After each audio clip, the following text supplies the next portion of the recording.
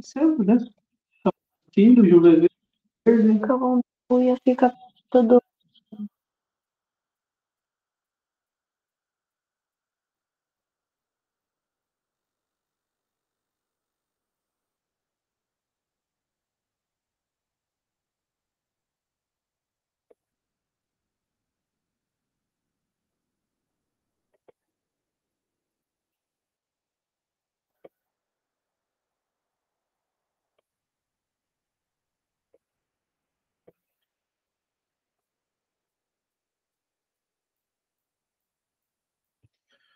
Muito bem, pessoal. Já estamos gravando. Sejam bem-vindos a mais um episódio do Clube da Revista, fechando aí, junto com os casos clínicos de amanhã, a nossa Semana da Anestesia e o Fígado. Uma semana fantástica de muito estudo.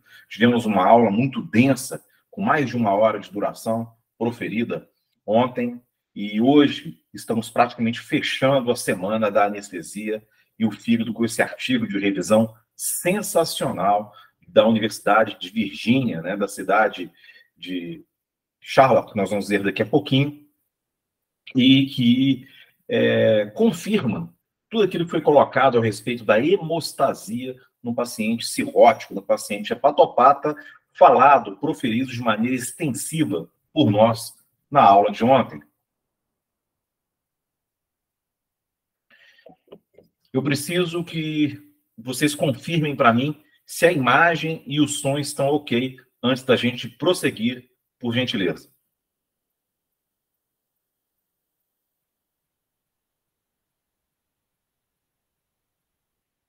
Imagem e som ok, pessoal?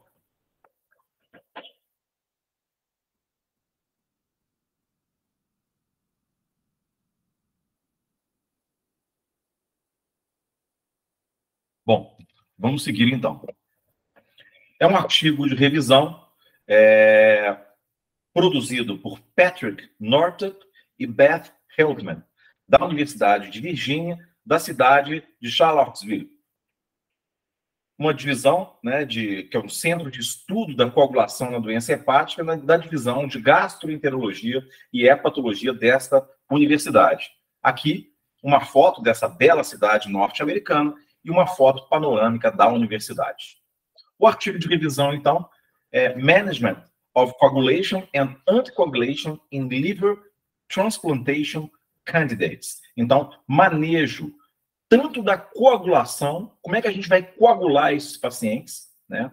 Ou seja, como é que a gente vai fazer com que esses pacientes não sangrem, e também como nós vamos fazer a tromboprofilaxia para que eles não sofram fenômenos tromboembólicos. Então, o artigo de revisão, ele abre falando da fisiopatogenia da hemostasia no paciente cirrótico. Então, do lado esquerdo da imagem, né, fatores que levam à tendência ao sangramento, que foi colocado para vocês na aula. Então, de baixo para cima, fatores que levam ao aumento do consumo do coágulo, que é a hiperfibrinólise, né, que vai ser o aumento, né, do TPA, que é o fator ativador da plasmina. Por que ele vai estar aumentado de baixo para cima, do lado esquerdo? Porque o fígado vai depurá-lo menos. Ora, se a gente tem um aumento de quem ativa a plasmina, que é o TPA, nós temos mais consumo do coágulo e mais sangramento.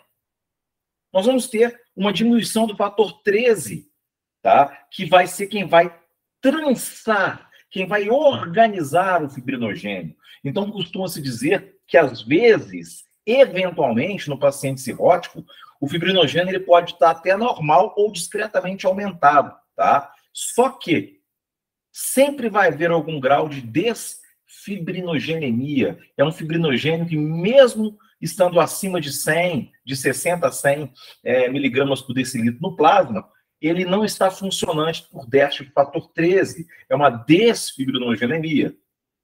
Nós vamos ter uma diminuição da proteína antiplasmina 2, tá? Que é a proteína que vai inibir, vai carrear a plasmina vai ficar mais livre.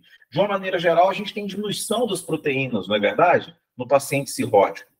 Então, tudo isso somado leva a um aumento da fibrinólise.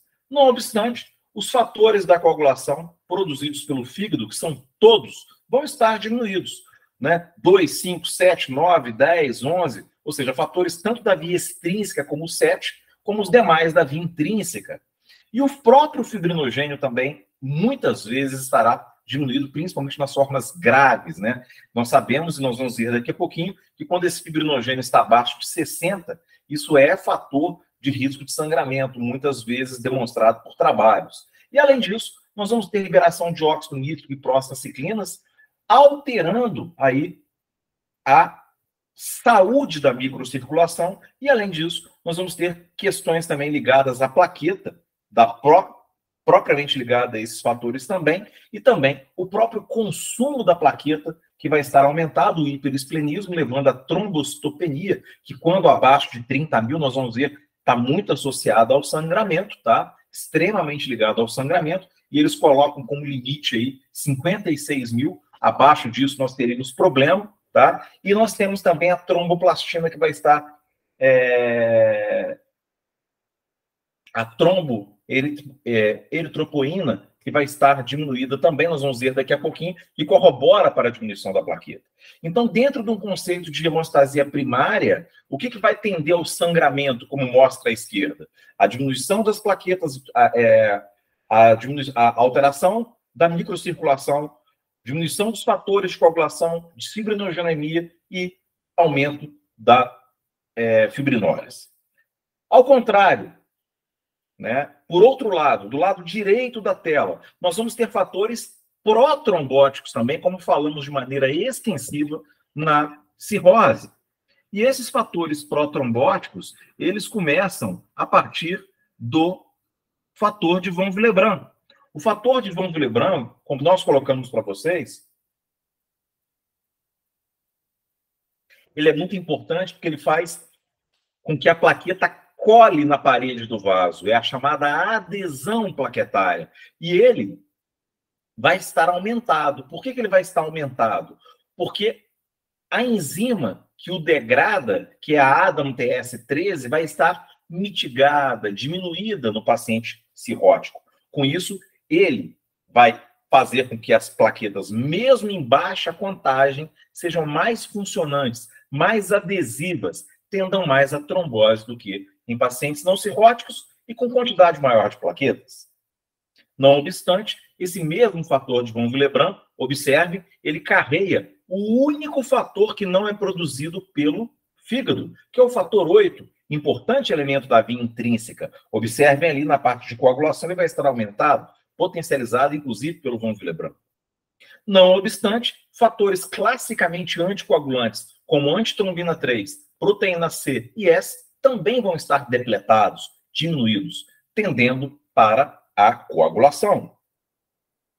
E nós temos também situações como diminuição do plasminogênio e aumento do PAI-1, que vai mitigar a fibrinólise, compensando tudo. Então, é uma balança instável. Nunca sabemos qual que é a tendência desse paciente, se é para o sangramento ou se é para a trombose. Nós vamos ter aí alguns auxílios, que são dados clínicos, estudos realizados e a própria tecnologia viscoelástica a nos nortear. E tudo isso que foi colocado por esse elegante artigo de revisão é confirmado, como mostra essa lista, por inúmeras pesquisas, trabalhos realizados mostrando esse comportamento da hemostasia. Vamos falar um pouquinho agora da estratificação de risco de sangramento e quais as estratégias que nós vamos lançar para evitar que esse paciente sangre. Bom, de antemão, a gente começa falando do grande problema do RNI como mensurador, né? Então está escrito mensurados errado, é mensurador. O RNI, pessoal, não se presta para mensurar risco de sangramento no paciente cirrótico.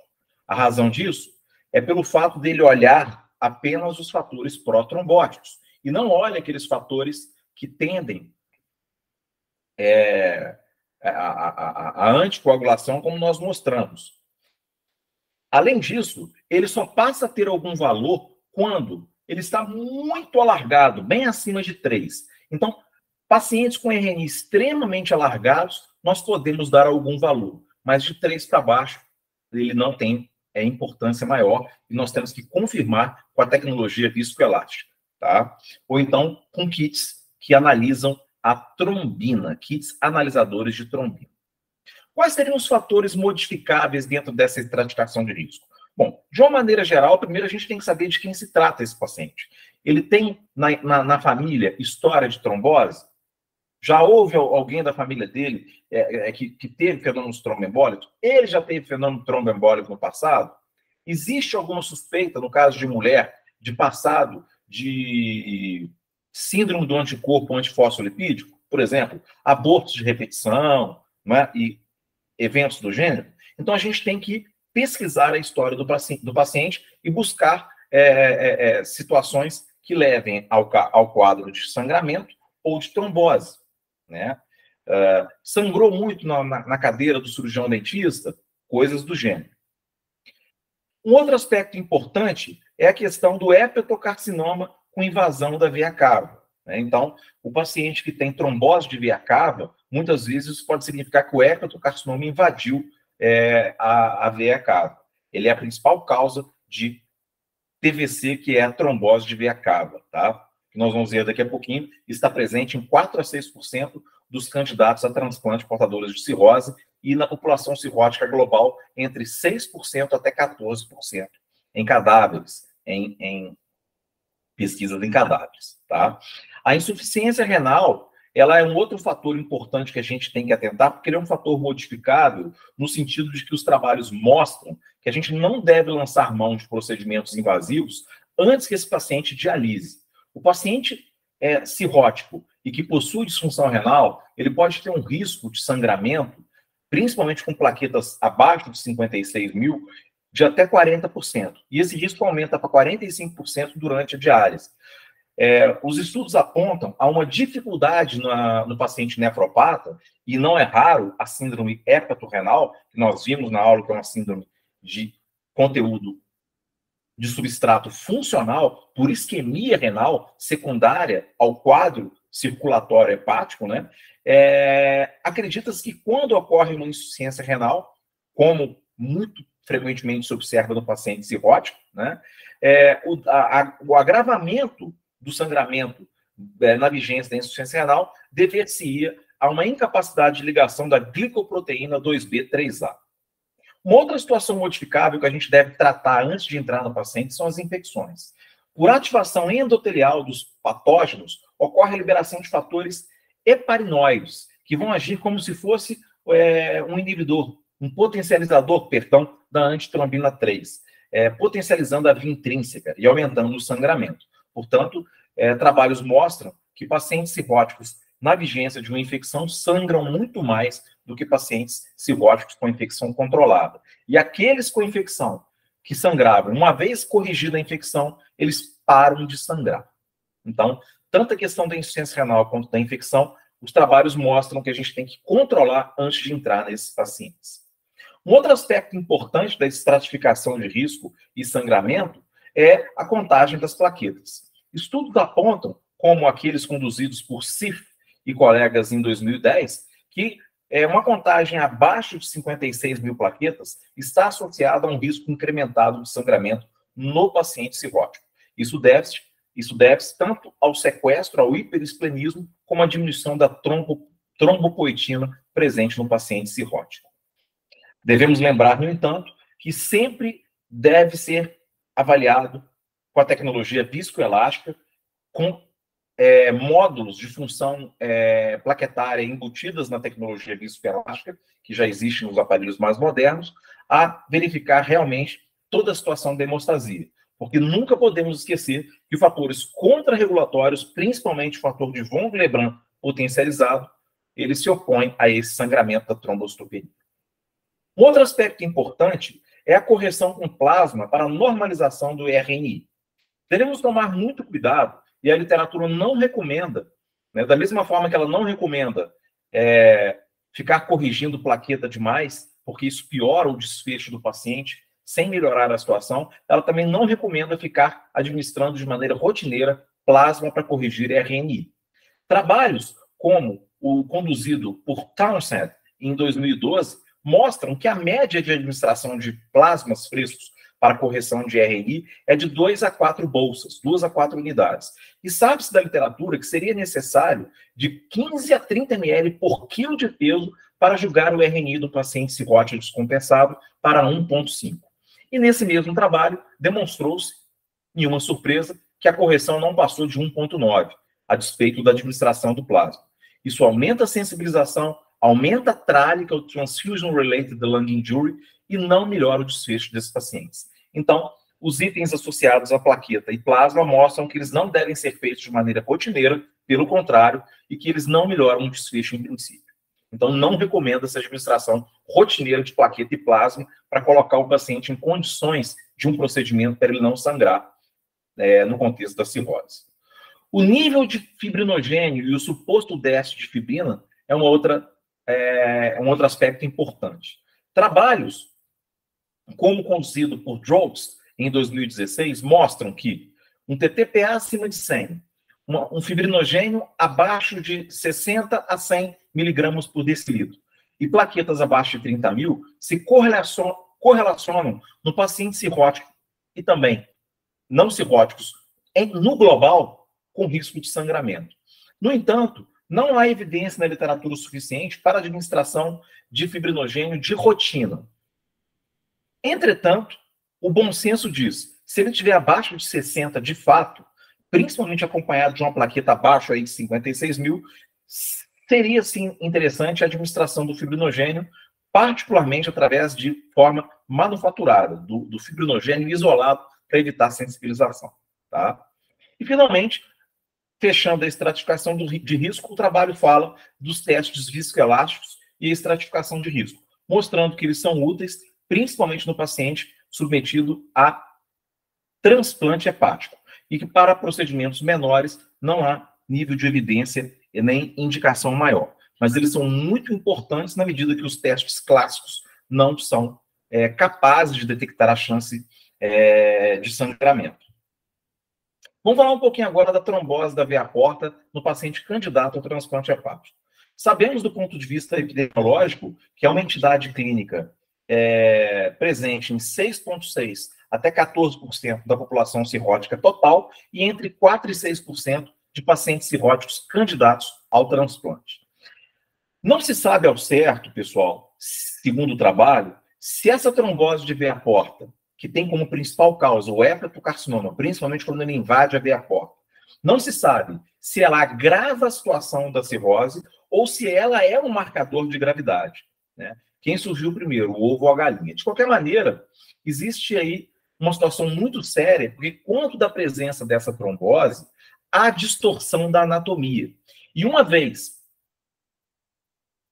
a anatomia não sendo a habitual, né, aquelas técnicas realizadas pelo cirurgião, como o piggyback, sofrem um atraso no tempo.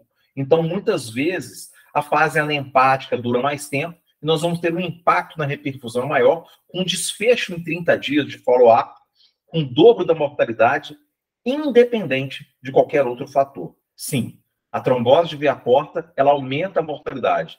Então, nós temos que agir de maneira, nos casos benignos de trombose de veia porta, ou mesmo no hepatocarcinoma sem invasão da veia porta, em que esteja indicado aí o transplante hepático, né? Nós temos que agir no pré-operatório, ou lançando mão de anticoagulantes, ou lançando mão na hemodinâmica de técnicas intervencionistas, vasculares intervencionistas. Do ponto de vista de anticoagulantes, a literatura aponta para a grande importância da heparina de baixo peso molecular, não só para evitar a trombose de veia porta no paciente de risco, então já faz parte dos guidelines na cirrose, tromboprofilaxia para evitar que ele tenha trombose. E nos pacientes que já têm a trombose, ela pode ser usada na forma terapêutica ou pode ser substituída pelos novos anticoagulantes, os novos anticoagulantes orais, tá? Inibidores do fator 10 ou antitrombina, que substituíram o varfarin, que no caso do paciente cirrótico é catastrófico e aumenta muito o sangramento. Então, os trabalhos apontam para os novos anticoagulantes orais, tá? E também para a heparina de baixo peso molecular. E as intervenções vasculares, elas não devem ser estimuladas como única opção, porque, por exemplo, o TIPS, que pode ser uma alternativa, aumenta a incidência, por exemplo, de encefalopatia, né? Então, tem que ver caso a caso e o skill do serviço, né? No caso da abordagem medicamentosa ou vascular. Por exemplo, lá no Hospital Monte Sinai, onde eu trabalho, nós temos um serviço de radiologia intervencionista de primeiro mundo. Então, certamente lá, nós temos condições, sim, de implantar stents, de fazer TIPS com muita facilidade, evitando que se lance mão de tantos anticoagulantes. Então, tem que avaliar caso a caso. Muito bem.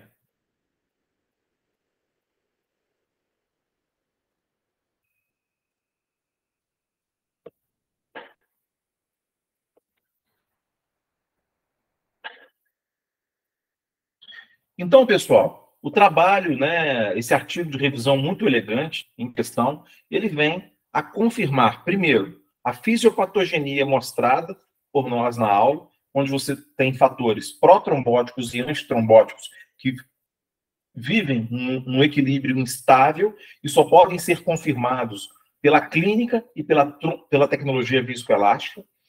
Ele confirmou a questão do RNI, que abaixo de 3 não tem importância nenhuma no manejo do paciente psicótico. Confirmou o desestímulo a se fazer plaqueta e plasma, pelas questões da trale, também do taco, que é a sobrecarga de volume que pode acontecer, né, com plasma no paciente que já tem o cardiovascular alterado, e confirmou também que a gente deve evitar ficar fazendo plaqueta de maneira profilática. E acrescentou muito no que se diz respeito aos eventos tromboembólicos, né, a trombose de veia cava, como quando nós falamos da importância do eco transesofágico sobre o Swan-Ganz, né? Com o eco transesofágico, além da gente ter uma análise hemodinâmica, nós podemos fazer diagnósticos transoperatórios, inclusive de uma trombose eventual de veia cava, ou mesmo no pré-operatório, à beira do leito, não é? Então, é a importância aí do ultrassom point of care, né? No pré, e pós-operatório, porque ele nos mostra eventos tromboembólicos também, além do cardiovascular. Não que o Swan-Ganz não seja importante, como nós falamos na aula, ele é muito importante, principalmente na presença de hipertensão portopulmonar, né? E, finalmente, ele falou da importância dos novos anticoagulantes orais e também da heparina de baixo peso, que, por alguns guidelines, tem sido recomendada para evitar a trombose de veia cava, que tem como maior causa a malignidade, né? Então, pacientes com hepatocarcinoma, que são pacientes sujeitos, né, ao transplante hepático, podem se beneficiar. Nós temos uma pergunta aqui, Cauana, pode perguntar.